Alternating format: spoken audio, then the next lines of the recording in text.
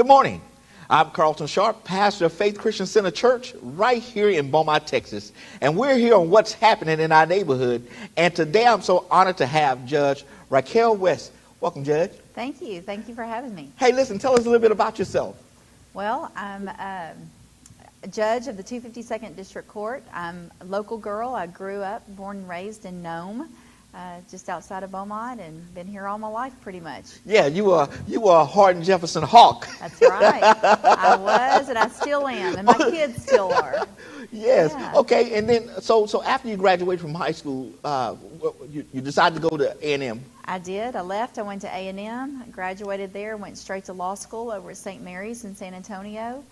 Practiced law for about 7 years over in Seguin, in Guadalupe County, and then came home. So what made you want to become an attorney? You know, I really didn't hit me until I was in college that that's what I for sure wanted to do. I thought about it in high school, and then when I went to college, I majored in English and I minored in French. Oh. Has not gotten me very far, but take Spanish. What'd you say, take Spanish? Yeah. But you know, I started feeling like that would be with the reading and interpreting and things like that. They kind of led me in that direction.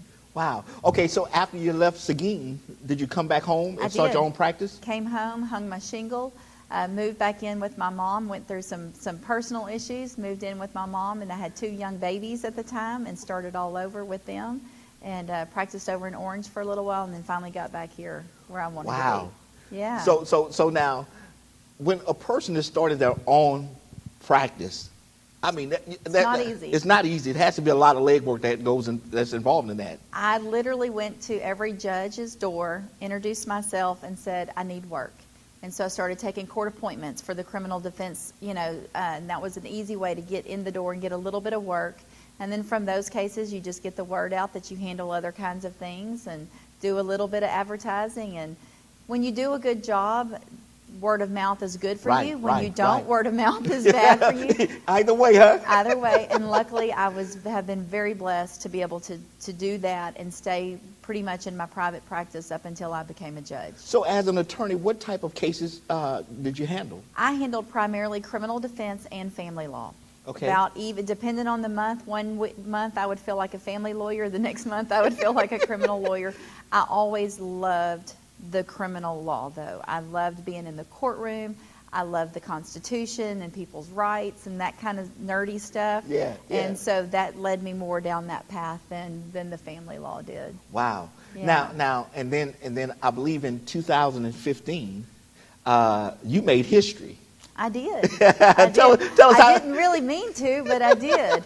I was the first female judge elected in Jefferson County, other than a JP.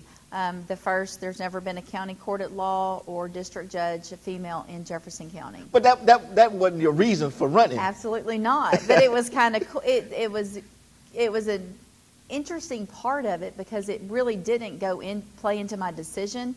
But as soon as I said I was going to run, people said, well, you're the first one.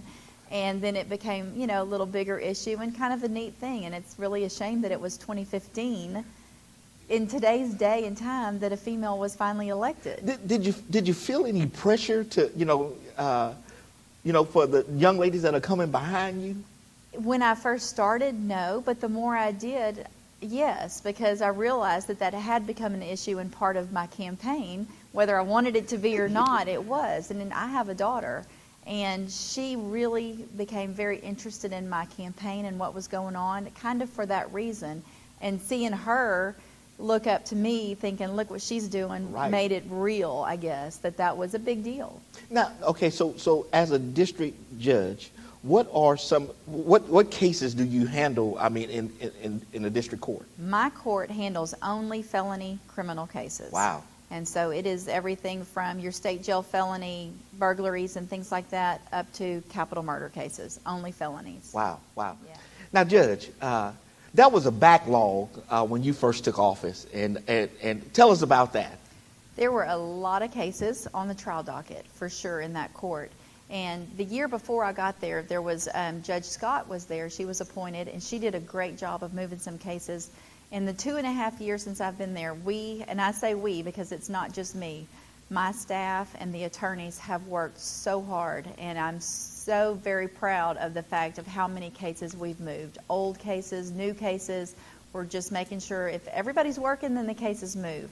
And probably reduced that docket, the trial parts, and it was somewhere in the 300s down to in the 100s. Wow, hold up, Judge, hold up. There were 300 cases pending. Oh, yeah. And now you got it down to where it's manageable to... We still have some work to do. I still have some old cases, and I knew going into that it wasn't going to get fixed in 1 year. That's not going to happen. I really did plan on the whole 4 years to get it in a position where I felt like it needed to be. There's certain criteria that the State Bar and the Texas Judicial Ethics Commission gives us on how old cases should be. And I'm hoping that by the end of this year and beginning of next year, I'll be where I need to be. So what actually caused the backlog? There's so many things that goes into that. I tell people putting a trial together is like it's amazing that you can get anything tried because you have to have everyone available. You've got attorneys that are practicing in different courts in different counties. You've got prosecutors that are working on different cases. You've got witnesses who may be sick or out of town. There's a lot that goes into it. Expert witnesses that they have to get from different places. But really the main thing that I have found is that if you just push everyone and say, figure it out and get away and we're going to go to trial, it happens. And I've had a lot of help. Judge Gist over in drug court has helped me greatly. I'm sending cases over to him.